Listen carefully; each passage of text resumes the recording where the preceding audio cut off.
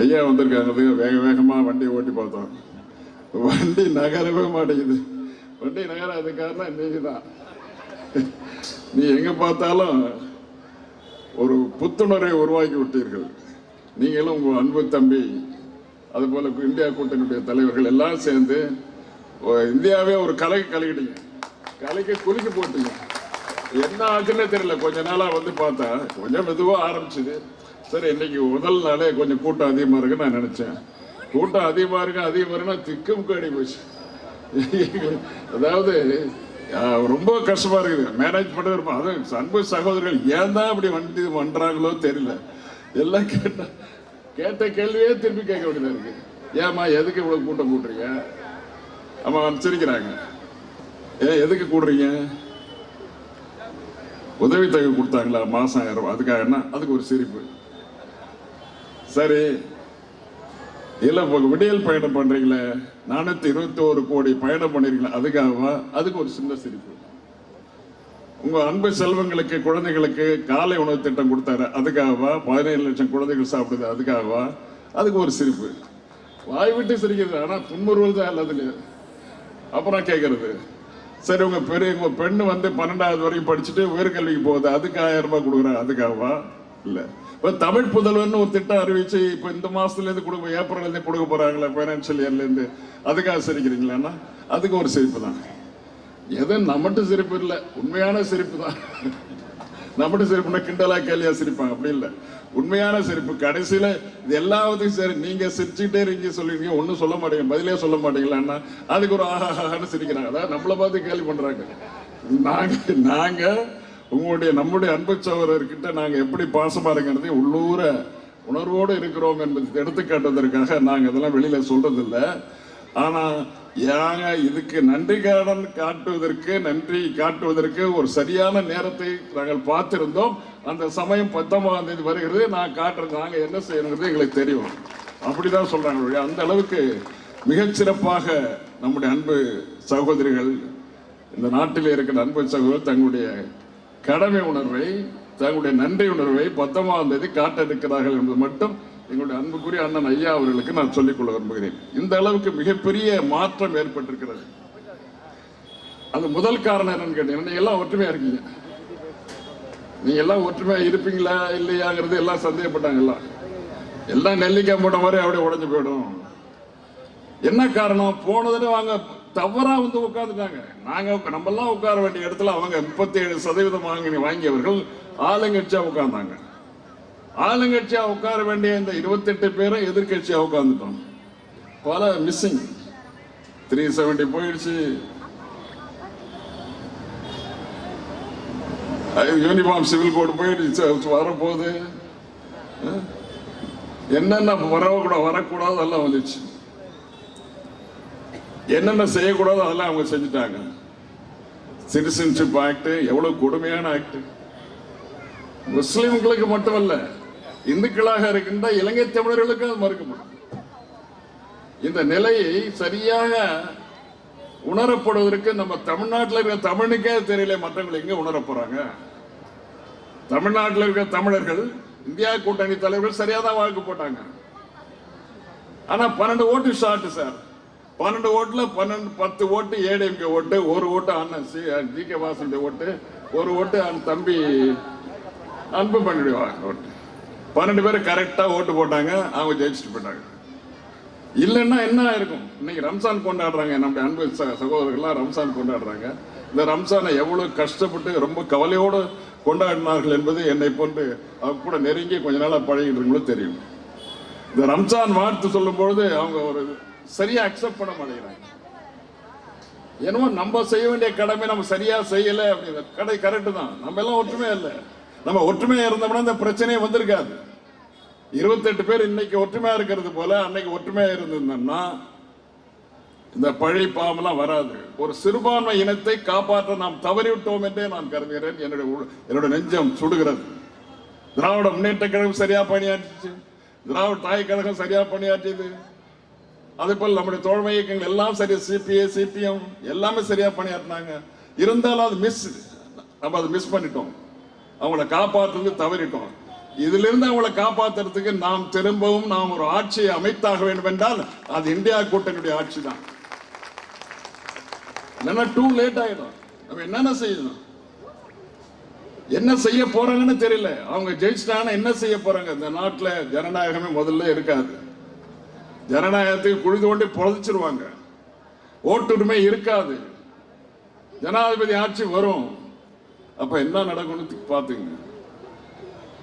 ஒவ்வொரு சிறு திட்டங்களையும் ஒவ்வொரு பெண்களுக்காக இருந்தாலும் சரி, ஆண்களுக்காக இருந்தாலும் சரி, மாணவர்களுக்காக இருந்தாலும் யாருக்காக இருந்தாலும் ஒரு சிறு திட்டத்தை தலைவர் கொண்டு வந்து அதை பாஸ் பண்ணி மக்கள் மத்தியில் கொண்டு போய் அதை சேர்க்கிற வரைக்கும், நடைமுறைப்படுத்துற வரைக்கும் என்ன கஷ்டப்பட வேண்டியதா இருக்கு. சரி, சட்டமன்றம் உருவாகிடுச்சு. சட்டத்தை கொண்டு போனா முதல்ல இங்க ஒருத்தவங்க உட்காந்துருக்கான், அந்த ஆள் கையெழுத்து போடணும். என்ன சூடு சொரணை இல்லாத ஒரு கவர்னரை வச்சுட்டு நீங்க என்ன பண்ண போறீங்க? எத்தனை தடவை கேட்கறது?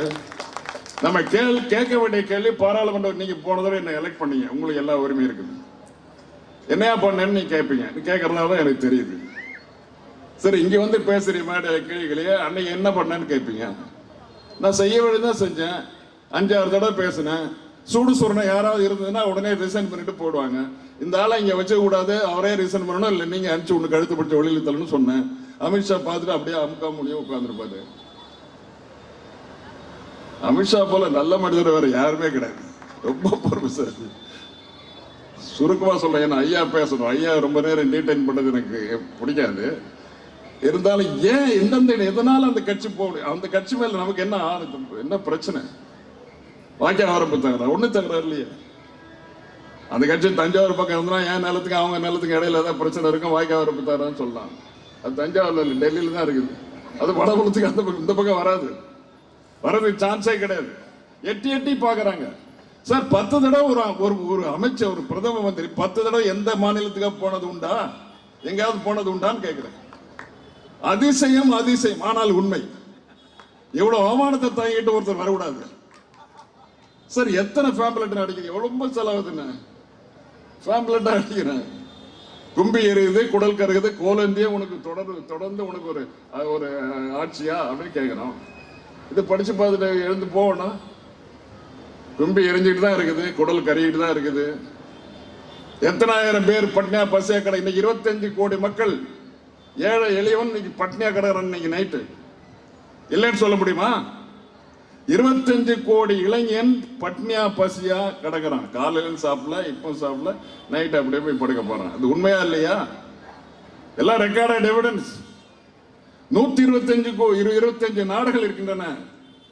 எல்லா நாடும் ஏழ்மை நாடாக இருக்கிறது, வறுமை கோடு கீழே இருக்க நாடா இருக்குது, பட்னியா பசியா கிடக்கிற நாடா இருக்குது. உலகெல்லாம் கணக்கு எடுத்திருக்காங்க. 125 நாடு பசியா பட்னியா இருக்குதுப்பா. உங்க நாடு எங்க நாடு எங்கன்னா 111வது இடத்துல இருக்குது. 125 நாடுல 111வது இடத்துல நம்ம நாடு ஏழ்மையில, வறுமை கோட்டில் கீழே இருக்கிற நாடுல, மோசமான நிலையில, சாப்பாடுக்கு வழி இல்லாம இருக்கிற நாடுல 111வது நாடா நம்ம இந்தியா நாடு இருக்கிறது. இவர் என்னன்னா 5 ட்ரில்லியன் 10 ட்ரில்லியன் சொல்லிட்டு இருக்காரு. இதெல்லாம் மக்களுக்கு புரியாத வார்த்தைகள். எப்படி வர முடியும்? செல்வம் செழிக்கின்ற நாடாக எப்படி இருக்க முடியும்? ஆனா செல்வம் செழிக்கின்ற ஒரு நாடு கனடா நாடு. நம்ம முதல்வர், நம்ம தலைவர், உங்க அண்ணன் கொண்டு வந்த திட்டம், காலை உணவு திட்டம் இருக்குதுல்ல, குழந்தைகளுக்கு காலை உணவு 17 லட்சம் குழந்தைகளுக்கு கொடுக்குறாங்களே, அந்த உணவு திட்டத்தை நான் நடைமுறைப்படுத்த போகிறேன் என்று 5-6 நாளைக்கு முன்னால கனடா நாட்டு பிரதமர் அவங்க நாட்டில் இன்ட்ரோடியூஸ் பண்ண போறாராம். உலகத்திலே மிகப்பெரிய செல்வம் கொழிக்கின்ற நாடாக கனடா இருக்கிறது.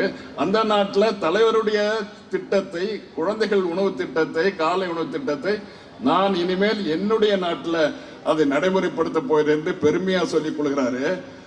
நம்ம தலைவரை பத்தி அந்த நாட்டில் இருக்கிறவங்களுக்கு தெரியுது அருமை பெருமைகள்.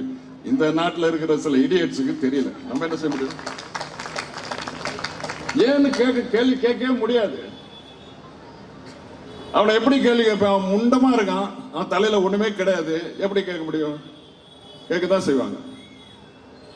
ஆக அரசியல் தெளிவு பெற்றவர், உலக அறிவியல் தெரிஞ்சவங்க சரியா பயன்படுத்துறாங்க தலைவருடைய திட்டத்தை. என்னுடைய நாட்டில் நான் பயன்படுத்துறேன்னு சொல்றாங்க. நான் முதல்ல என்ன எனக்கும் அவங்களுக்கு என்ன தகராறுன்னு தகராறு பல 3 தகராறு நடந்திருக்குது. முதல் தகராறு மதுரை எய்ம்ஸ் போன 2019 வந்தார். இதே மாதிரி தேர்தல் நடக்கிறப்ப எங்க தம்பி, எங்க அண்ணன்ல என் தம்பி தான் மோடி, அவர் என்னோட நண்பர், மிக நெருங்கிய நண்பர். அதில் ஒன்றும் செகண்ட் ஒப்பீனியன் கிடையாது. அவர் வந்தாரு, அடிகள் நாட்டு போயிட்டாரு. சரி, பெருசா செய்ய போறாருன்னா 6 கல்லூரிகளை 6 மருத்துவமனைகளை செய்ய போறேன், இந்தியா ஃபுல்லா செய்ய போறேன் 6க்கும் அடிகள் நாட்டினாரு. மதுரையில் ஒண்ணு. இந்த மதுரை எய்ம்ஸ் மட்டும், மதுரை கல்லூரியும் மருத்துவமனையும் ஏன் வரல? எதுக்காக வரல சார்? 5 வருஷமா கேள்வி கேட்டுட்டு தான் இருக்கேன். ஒரு நாள் நம்ம சுகாதார அமைச்சர் எழுந்து, இவர் சும்மா கேள்வி கேட்டுட்டே இருக்காரு ஸ்பீக்கர் சார், இவருக்கு ஒன்றும் தெரியல, என்ன நடக்குதுன்னே தெரியல. அவங்க ஊர் தான், ஆனால் எங்கள் ஊரில் என்ன நடக்குது இல்லை சார். என்ன நடக்குது இது கொஞ்சம் சொல்லுங்க சார். ஸ்பீக்கரை கேட்டேன். ஸ்பீக்கருக்கு பதில் சொல்றாரு, அவர் ஊர்ல இருக்கிற எய்ம்ஸ் ஆரம்பிச்சு 6 மாசம் ஆச்சு. சரி, எங்கேயே ஆரம்பிச்சேன்னு சத்தம் போட்டு கேட்டேன். மதுரை எய்ம்ஸ் தானே, ராமநாதபுரத்தில் ஆரம்பிச்சிருக்கேன்னு. எத்தனை பேரு? 50 பேரு, 50 ஸ்டூடெண்டோட ஆரம்பிச்சிருக்காங்களாம். மதுரை எய்ம்ஸ் ராமநாதபுரம் கல்லூரியில் ஆரம்பிச்சிருக்கேன், ஒரு கிளாஸ் ஆரம்பிச்சிருக்கேங்கிறாரு. சரி, அதனுடைய அட்மினிஸ்ட்ரேட்டிவ் ஆபீஸ் எது, நிர்வாக தலைமை எங்க இருக்குதுன்னு கேட்டா, இது 150 கிலோமீட்டர் தாண்டி இருக்குது ராமநாதபுரத்தில், அது 450 கிலோமீட்டர் தாண்டி பாண்டிச்சேரியில் இருக்குது. ஹவுஸே பார்த்து சிரிச்சு. எப்படி சிரிச்சாங்கன்னா மேடையில் சொல்ல முடியாது. அந்த அளவுக்கு நகைப்பூட்டு அளவுக்கு அவங்க சிரிச்சாங்க. அந்த சிரிப்பாலை ஓய்ந்தது. இதே மதுரை கல்லூரியை பொறுத்த வரைக்கும் இதுவரைக்கும் அந்த கல்லூரி வரல. ஈவு இறக்கமே இல்லாதவங்க. என்ன திரும்ப ஒரு கேள்வி, துணை கேள்வி கேட்டா, என்ன காரணம், அது என்னதான் காரணம், ஏன் இப்படி ஆரம்பிக்கப்படுதுன்னு கேட்டா, அது ஜப்பானீஸ் எய்டோட செய்ய வேண்டியது. 1800 கோடி நாங்க பணம் கேட்டிருக்கோம். அந்த பணம் வந்த உடனே செய்வோம். தெரியுதா உங்களுக்கு? 5 லட்சம் கோடிக்கு மேல பட்ஜெட் போடுறாங்க. ஒரு வருஷத்துல ஒரு 500 கோடி 200 கோடி 300 கோடி கொடுத்ததோட நேரம் முடிஞ்சிருக்கும். கேவலமா இல்லையா உங்களுக்கு? இதை கடன் வாங்கி தான் செய்ய போறீங்களா? எவ்வளவு பெரிய திட்டம், உருப்படாத திட்டம், திட்டத்து பேரெல்லாம் சொல்ல முடியாது. பல பேர் வருத்தப்படுவாங்க. அதெல்லாம் கொண்டு வரும்போது இந்த திட்டத்தை கொண்டு வர முடியாதா? இது மக்கள் சார்ந்த திட்டம் மட்டுமல்ல, தமிழகம் சார்ந்த திட்டம். அதனால ஓர வஞ்சனை. மழை கொட்டன்னு ஓடிச்சு. 100 வருஷம் மழை பெஞ்சது. 15 சென்டிமீட்டர் நம்ம ஊர்ல, 140 சென்டிமீட்டர் அந்த பக்கம் இதுல நெல்லை, தூத்துக்குடி இந்த பகுதியில் இல்லாம 10 நாள் ஆளே போக முடியல, வர முடியல, சாப்பாடு கொண்டு போக முடியல, தண்ணி கொண்டு போக முடியல. மதுரை அந்த பக்கம்லாம் அதே போல இந்த பக்கமும். சென்னையிலும் தூத்துக்குடி பகுதியிலும் தமிழகத்தினுடைய தலைநகரிலும் தென்கோடி பகுதியில் பெய்த மழை, அந்த மழைக்கு நிவாரணம் கேட்டு தலைவர் கடிதம் எழுதுறார். சரி, நான் முதல்ல கேட்டாச்சு, டெலிஃபோனில் கேட்டாச்சு, நீ லெட்டரை கொண்டு கொடுத்து கேட்டுவானார். நான் லெட்டரை எடுத்து கொண்டு கொடுத்துருக்கேன். ஐயோ, உள்ள நுழைஞ்ச உடனே எனக்கு இருந்த வரவேற்பு, நான் என்னதான் எங்கதான் இருக்கேன்னு தெரியல. அந்த மாதிரி அளவுலாம் ரொம்ப ஆர்வமா கட்டி பிடிக்கிறது ஒரே ஒருத்தர் தான், எங்க அண்ணன் தான். வீட்டுக்கு போனா ஐயா எப்படி நம்மள்ட்ட எக்ஸ்பிரஸ் பண்ணுவாரோ தன்னுடைய அன்பை, பாசத்தை, அதே போல சின்னையாவும் அப்படியே என்னை கட்டிப்பிடிப்பாரு. அதே மாதிரி எங்களுடைய நண்பர் அது மறந்துட்டார் போது, அந்த காலத்தில் குஜராத்தில் இருந்தப்ப எப்படி இருந்தாரோ அதே போல இருந்தார். அன்னைக்கு என்ன கட்டி பிடிச்சு வாங்க உட்காருங்க, சரி பிடிச்சனா பிடிச்ச வாங்க, கொடிக்கிட்ட போய் நீ கொடி போட்டோ எடுத்துவோம். கொடிக்கிட்ட என்ன போட்டோ எடுத்தாருன்னா அது போதாதான் நமக்கு. கொடை மூவர்ண கொடி இருக்குல்ல, அது கொம்புல இருக்கும், அப்படி கம்பத்தில் அப்படி இருக்கும். அந்த இடத்துல இருந்தா போட்டோ எடுப்பாங்க. வா போய் போட்டோ எடுத்துக்கோ சொல்லிட்டு, நீ பெட்டிஷன், முக்கியமான பெட்டிஷன், உங்க தலைவர் கொடுத்த பெட்டிஷன் பப்ளிக்கிட்ட போய் சேரணும் அப்படின்னு சொல்லிட்டு அங்கே போய் இன்னும் 2 பேரும் போட்டோ எடுத்தாச்சு. அவர் வேலை முடிஞ்சு போச்சு, ஆனா என் வேலை முடியல. நான் இதையே திருப்பத்தோடு தோண்டிக்கிட்டே இருந்தேன். ஏங்க என்ன ஆச்சு, நம்ம பேசிட்டே இருக்கோம், கிட்டத்தட்ட 10-20 நிமிஷமா பேசி முடிச்சாச்சு, என்ன செய்ய போறீங்க அப்படின்னு. நிச்சயமா செய்ய போறேன். இட் இஸ் அவருடைய வேலை மட்டும் கிடையாதுப்பா, என் வேலையும் இது. ஏன்னா தமிழ்நாடு தனியார் இருக்குதா, நான் இல்லாம இருக்குதா, நான் கொடுக்குறேன், நிச்சயம் செய்யறேன்னு சொன்னேன்.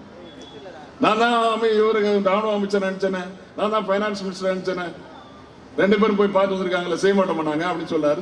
சரி ஒரு நல்லாதான் சொல்றாரு சொல்லிட்டு வந்து தலைவர்கிட்ட பெருமையா பீத்திக்கிட்டேன்.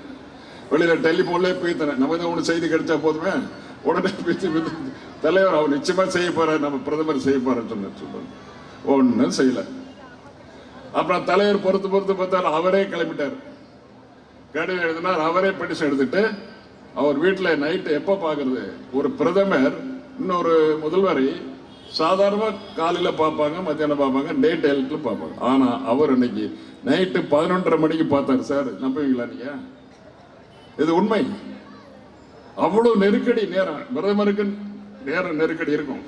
ஆனால் அன்னைக்கு மிக முக்கியமான நிகழ்ச்சி என்கிற காரணத்தில், மிக முக்கியமான மீட்டிங்கிறதுனால தலைவரை பார்க்கணுங்கிறதுக்காக 11:30 மணிக்கு பார்த்தார். சரி, மிக முக்கியமா நிச்சயமா அதிசயமா இப்படியெல்லாம் நடக்குது, நிச்சயமா நமக்கு ஏதாவது செய்ய போறாருன்னு நினைச்சு நான் இங்கே போனோம். எதுக்கு விளக்குறேன்னா உங்களுக்கு தெரியணும். அது அவர் தலைவர் நானும் உள்ள போனோம். அந்த ஹால் அவ்வளோ பெரிய ஹால், கிட்டத்தட்ட 50-60 அடி நீளம் இருக்கும். நான் இங்கே ஆரம்பிக்கும் போது என்ன ஆலய காணும் அப்படிங்கிறாரு தலைவர். இல்லை, அவர் வந்துடுவார், கரெக்டாக டைம் கீப் பண்ணுவார். நீங்க என்ன அப்படின்னா ஸ்டாலின்ஜி ஸ்டாலின்ஜி ஸ்டாலின்ஜி அப்படிங்கிறாரு. என்னடா எத்தனை ஜி போடுறாரு அப்படியே ஆளை காணும்னு கேட்டா, என்ன செல்வராஜ் எல்லாம் உம்முன்னு இருக்காங்க, என்ன விஷயம், என்ன ஆச்சு உனக்கு, என்ன கதையா சொல்லிட்டு இருக்கேன் பாவி, எவ்வளவு கஷ்டமான மேட்டர் சொல்லிட்டு இருக்க. ஒரு கண்ணீராவது விட, கண்ணீரை விட மாட்டேங்கிற. இவர் தான் பொறுப்பாளர், என்ன இவர் தான் இங்க பொறுப்பாளர். எப்படி இருக்காரு பாருங்க. அவர் என்னாச்சு அப்புறம் அப்படி சொல்லிட்டு வந்தாரு. வந்தானே சிங்கம் கொகைக்குள்ளேருந்து வர்றது மாதிரி தான் வந்தார். அதில் ஒன்று குறைச்சி மதிப்பிட முடியாது. வந்து அப்படியே கட்டி பிடிச்சாரு. ஆனா யாரு கட்டி, நீங்களாம் பார்க்க மாட்டீங்க, எங்க பாடம் பாக்குறீங்க, இந்த டிவி இதெல்லாம் பாக்குறீங்க, சீரியல் தானே அது. அந்த சீரியல்ல இவரு கட்டி பிடிப்பான், யார அர்ஜுனோட கட்டி பிடிப்பான், கட்டி பிடிச்சி நொறுக்கிறதுக்காக, அதுக்காக வேண்டி இது பொம்மையில செஞ்சு வைப்பான். இவன் பொம்மையில செஞ்சு வச்சு, பொம்மையில கட்டை இல்லை, அதை கட்டி பிடிப்பான். அரசு செஞ்சுப்பான், அரசு வந்து எலும்பெல்லாம் உடஞ்சு போகும். இந்த மாதிரி அவரை கட்டி பிடிக்கும் போது எனக்கு அதான் ஞாபகம் வந்தது. சீரியல்ல பார்த்துமே அது மாதிரி எதிரியை கட்டி பிடிச்சு நொறுக்கிட போறான் தலைவர். தலைவர் நொறுங்கல, ஏன்னா உங்க அப்பா கொடுத்த உடம்பு கடினமான உடம்பு. பத்திரமா இருந்தாரு, பத்திரமா வெளியில வந்துட்டாரு. சரி வாங்க பத்திரமா வந்து உட்காருங்க சொல்லி அவர் அழைச்சு போய் உட்கார வச்சு அவர் எதிரில் உட்காந்தாரு. என்ன நீ தான் இது பண்ணியா, 12:30 மணிக்கு வந்து பார்க்கறது யார் பண்ணி தான் பண்ணியா, நீ தானே அந்த வேலையில செய்வார். நான் இந்த வீரெல்லாம் இங்கே காட்ட முடியாது, இந்த வீரம் விவேக் எல்லாம் போய் காட்டவே முடியாது. அந்த பக்கத்தில் பிரதமர்ல அவர் என்ன பிடிச்சி உள்ள போட்டா என்ன பண்றது, தலைவர் தனியாகவும் ஏர்போர்ட்டுக்கு வரும். ரொம்ப நல்லவர் தான், ஆனா நல்லா நடிப்பார் சார். எனக்கு சில நேரத்தில் நானும் நடிப்பேன். அவர் நடிச்ச உடனே நான் வந்து சிவாஜி கணேசன் ஆயிட்டேன். ஐயோ என் செல்வராஜ் மாதிரி இல்லை, ஐயோ நீங்க உங்களுக்கு என்ன இப்படி சொல்றீங்க, உங்களை பத்தி நான் தலைவர்கிட்ட என்னென்ன சொல்லி அழைச்சு வரேன், நீங்க இப்படி எல்லாம் சொல்றீங்களா. நிச்சயமா நிதி கொடுக்க போறாரு, எடுத்து போறதுக்கு நமக்கு பை எல்லாம் பத்தாது, இந்த பையெல்லாம் பத்தாதுன்னு சொல்லி கிண்டல் அடிச்சு நான் விட்டேன். சரி இப்ப என்ன செய்யணுங்கிறேன், ஒன்றும் இல்லை, தலைவர் இது மாதிரி கொண்டு வந்திருக்காரு, பட்டு போனது வந்துடுறேன். எல்லாரையும் அனுப்பிச்சேன்னா இனிமே என்ன செய்ய சொல்றேன், நிதிய மந்திரி அனுப்பிச்சாச்சு, ராணுவ மந்திரி அனுப்பிச்சாச்சு, 3 கமிட்டியை போட்டேன், எல்லாம் வந்துருச்சு, ரிப்போர்ட் வரப்போது செய்ய போறேன். சரி செய்ய போறான்னு வந்துட்டோம். தலைவர் என்ன இப்படிலாம் பேசுறாரு, செய்ய மாட்டாருன்னு சொல்றீங்க, இல்லைங்க செய்வாருன்னு சொல்றேன். வந்தாச்சுன்னா வரல, ஒன்றும் வரும் ஆனா வராது அப்படின்னு சொல்ல ஒரு சினிமாவில் எல்லாம் அது மாதிரி. அது முடிஞ்சு அந்த கதை முடிஞ்சது, அது கூட நிக்காதீங்க. இன்னொரு கதை இருக்குது, மிகப்பெரிய கதை. தலைவர் என்ன பண்ணாரு, அண்ணன் சொன்ன ஐடியா அது, இதெல்லாம் பார்த்தா நடக்காது தலைவர், நீ எல்லாரையும் இவர் எங்காவது மாதிரி போன்ல சொல்லிடுவார். ஐயா சொல்லிட்டாரியா, ஐயா சொல்லிட்டாருன்னு எல்லா கட்சியும் அனுப்பிச்சாரு. எங்க பிரதமர் பார்க்குது, இதெல்லாம் கோவப்படாதீங்க, கரெக்டா செய்ய வேண்டிய அப்படிதான் இருக்கும், மத்திய அரசுனா அப்படிதான் இருக்கணும், அப்பப்போ அமைதிப்படுத்துறது இவர் தான். இவர் மட்டும் இல்லைன்னா, பெரியார் மட்டும் இருந்திருந்தாரு நாங்க நடக்கிற வேலையே தெரியும். இவர் அன்பின் திருவுருவமா இருக்காங்க. ஐயா மட்டும் இருந்திருந்தாருன்னா நிறைய நடக்கும் தமிழ்நாட்டில். பூங்குட்டன் சார் தான் அது பிடிக்கும். பூங்குட்டன் சார் ரொம்ப கஷ்டப்படுறாரு ஐயா கிட்ட. என்ன பண்ணாரு, அவர் சொன்ன உடனே சரி ஏதாவது செய்ய போறாரு நினைச்சு போனோம். வெளியில வந்து நிறைய செய்வாருன்னு நினைச்சிருந்தோம். திருப்பி ஒரு பெடிஷன் எடுத்துட்டு போ அப்படின்னு ஐயா சொன்னது என்ன ஆச்சு, எல்லா கட்சி தலைவர்களும், பார்லிமெண்ட்ல அத்தனை கட்சி தலைவர்களும் அமித்ஷா பார்த்தோம். அமித்ஷா வந்து ரொம்ப அன்பா பேசினாரு, 1/2 மணி நேரம் பேசிட்டு Balaji what can I to அப்படின்னு எவ்வளவு கேட்ட பிறகு எல்லாரும் இங்கிலீஷ் தான் பேசுறாங்க. என்னமோ நான் வந்து அவங்க எல்லாம் தமிழ்ல பேசுன மாதிரி நான் இங்கிலீஷ்ல பேச போறேன். வாட் கேன் ஐ டூ அப்படின்னாரு. ஒன்றும் இல்லை, நீ என்ன செய்ய முடியுமோ அதை செஞ்சு கொடுத்துருங்க சீக்கிரம். ரொம்ப கஷ்டப்பட்டாங்க. மழை அன்பிரசிடென்ட் ரெயின், 150 வருஷம் இல்லாத மழை வந்து தமிழ்நாட்டில் 100 வருஷம் இல்லாத மழை நம்ம தமிழ்நாட்டு தலைநகரத்தில் பெஞ்சிருக்குது. ரொம்ப கஷ்டப்படுறாங்க. ரொம்ப கஷ்டப்பட்டு தான் எழுதியிருக்குது கடிதம். 37,000 கோடி கேட்டிருக்கு. என்ன முடியுமோ பார்த்து செய்யுங்க. ஒன்றும் ஒரி பண்ணியாதீங்க. எல்லா கமிட்டி ரிப்போர்ட் வந்துடுச்சு. நானும் அக்ரிகல்ச்சர் மினிஸ்டர் 2 பேரும் சேர்ந்து உட்காந்து பேசி முடிக்க வேண்டியதான். இன்னும் ஒரு வாரத்தில் முடிச்சிருவோம். 27ஆம் தேதி நோட் இட் டவுன். 27ஆம் தேதி ஜனவரி 27 முன்னால உங்களுக்கு நிதி வந்துடும். வரலன்னா எனக்கு போன் பண்ண, இல்லை நான் உனக்கு போன் பண்றேன். 27ஆம் தேதி முன்னால. சார், ஓடுற கங்கை தண்ணியில தான் எழுதி விட்டது. இந்த ஆள் என்ன செய்ய போறேன்னு தெரியும். கடைசி வரைக்கும் இதுவரையும் கொடுத்தாரா? கொடுக்கலையே. ஆக தமிழ்நாட்டை ஓரவஞ்சனை செய்கிற மதுரை எய்ம்ஸ் வரல, தமிழ்நாட்டுக்கு தர வேண்டிய நிதி 37,000 கோடி வரல. இது மாதிரி சொல்லிட்டே போலாம். தமிழ் டைம் அதிகமாகிட்டே போகும்.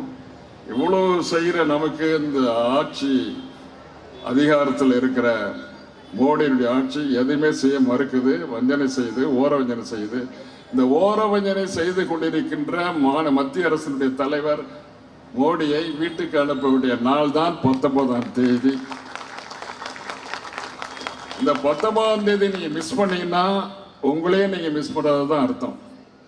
எல்லாம் புரிஞ்சுங்க. உங்களையே நீங்கள் மிஸ் பண்றீங்க, உங்க குடும்பத்தை மிஸ் பண்றீங்க, உங்களுடைய தலைவரை மிஸ் பண்றீங்க, உங்க கட்சியை மிஸ் பண்றீங்கன்னு அர்த்தம். ஆகவே தயவு செய்து நீங்க எதுக்கும் கவலைப்படாம, இந்த ஆட்சி மாற்றம் வரலன்னா நாமளே இருக்க முடியாது. நமக்கு தேவையானது கிடைக்காது. நமக்கு தேவையான திட்டத்தை உருவாக்க முடியாது. நம்முடைய தன்னிலை மாறியே ஆகும். நம்முடைய அருமை பெருமையெல்லாம் சொல்றோம்ல, எல்லாம் போயிடும். நம்முடைய அருமைகளும் போய்விடும், பெருமைகளும் போய்விடும், நம்முடைய தனித்தன்மை போய்விடும். நம்ம கோழையா, அசிங்கமா, அவமானப்பட்டு உலக அரங்கில் நாம் இருக்க வேண்டிய நிலை ஏற்படும். தலையிலிருந்து யாரும் நடக்க முடியாது. உங்களுடைய சுயமரியாதைக்கு இழப்பு ஏற்படும். உங்களுடைய சுயமரியாதைக்கு சேலஞ்சா இருக்கிற ஐயா கண்ட நாடு, ஐயா சுயமரியாதை கற்றுக் கொடுத்த நாடு, அண்ணா அவர்கள் கண்ட நாடு, அண்ணன் கலைஞர் அவர்களுடைய நாடு. இந்த 3 பெரும் தலைவர்கள் நம்மளை உருவாக்கிக்காங்க. இந்த உடம்புல எவ்வளவு இன்புட்ஸ் போயிருக்கு தெரியுமா? ஐயாவுடைய ரத்தம் பாய்ந்திருக்கிறது, அண்ணன் கலைஞருடைய ரத்தம் பாய்ந்திருக்கிறது, என்னுடைய அன்பு தலைவர் தளபதியருடைய ரத்தம் பாய்ந்திருக்கிறது. அண்ணா, கலைஞர், பெரியார் இவர்கள்லாம் ஊட்டி வளர்த்த உணர்வு என்னை இப்படி பேச வச்சிருக்குது. நான் ஏதாவது பேசியிருந்தா அதுக்காக நான் வருத்தப்பட மாட்டேன். நீங்க வேணா வருத்தப்படுங்க. நான் பேசுறதுலாம் கரெக்டு. என்ன ஐயா வச்சுட்டு இப்படி எல்லாம் பேசுறேன்னு கொஞ்சம் வருத்தமா இருக்குது. ஏன்னு கேட்டா பெரிய ஏட்ட அவர் சொல்லுவார். இப்ப நைட்டே சுத்திடுவாரு. நான் உட்காந்து நிறுத்தினாலும் அவர் பாட்டு பேசிட்டு இருக்காரு, சுத்திடுவாரு. இவங்க 2 பேரும் நைட்ல சுத்தி 2 பேரும் பேசுவாங்க. 12 மணிக்கு மேல பேசுவாங்க. அது மாதிரி இன்னைக்கு எதுவும் நடக்க வேண்டாம்னு கேட்டுக்கொண்டு அறுபது நீ எல்லாம் உதயசூரனுக்கு ஓட்டு போடணும், உதயசூரனுக்கு ஓட்டு போடணும். ஓட்டு போட கூட கேட்காம வந்து உட்காந்துட்டு அது வேற சொல்லுவாரு. ஆகவே அன்பு தலைவர் தளபதி அவர்கள் உங்களுக்காக மாதம் 1000 ரூபாய் கலைஞர் பெயரால் நிதியளிக்கிறார். உங்களுடைய குழந்தைகளுக்காக காலை உணவு திட்டத்தை கொடுத்திருக்கு 17 லட்சம் பேருக்கு. 421 கோடி பேர் விடியல் பயணத்தை அனுபவித்துக் கொண்டிருக்கிறீர்கள். 1 கோடி 16 லட்சம் பேருக்கு இந்த மகளிர் உதவி திட்டம் வந்துகிட்டு இருக்குது. இது தொடர்ந்து எல்லாருக்கும். அப்புறம் தமிழ் புதுமை பெண் திட்டத்தில் ஒரு 1000, உங்க பையன் பேர்ல 1000, உங்க பையனுக்கு, பொண்ணுக்கு, உங்களுக்கு, குழந்தைக்கு, எல்லாருக்கும், குடும்பத்துக்கே இன்றைக்கு இந்த அரசாங்கம், ஆனால் தளபதியுடைய அரசாங்கம் துணையாக இருந்து கொண்டிருக்கிறது. அவரை பெருமைப்படுத்துறதுக்கு ஒரே ஒரு அக்கேஷன் தான் இந்த வருஷத்துல. அது 19ஆம் தேதி. மறந்து விடாதீங்க. உதயசூரன். இன்னொரு மேட்டர் என்ன தெரியுமா? இன்னொரு மேட்டர் என்ன எழுதுறீங்களா? உட்காருங்க, பரவாயில்ல. ஏன்னா முக்கியமான ஓட்டு போடுற மேட்டர். பெட்டி 2 பெட்டி இருக்கும், 31 பேர்னால. முதல் பெட்டியில டாப்ல 1ங்கிற பேருக்கு நேரம் TR பாலுன்னு பேர் இருக்கும். அதுக்கப்புறம் உதயசூரன் சின்னம், ப்ளூ பட்டன்ல லேசா ஆள்காட்டியவரில் வச்சு அமுக்கினீங்கன்னா பீப்புன்னு சத்தம் வரும். உடனடியாக உதயசூரனுக்கு ஓட்டு விழுதுரும். ஆக எலெக்ஷன் கமிஷனே பாதி வேலையை எனக்காக செஞ்சிருக்குது. இதே புரிஞ்சுங்க நீங்க. எல்லாருக்கும் எலெக்ஷன் கமிஷன் எனக்கு எலெக்ஷன் கூட இருக்குது.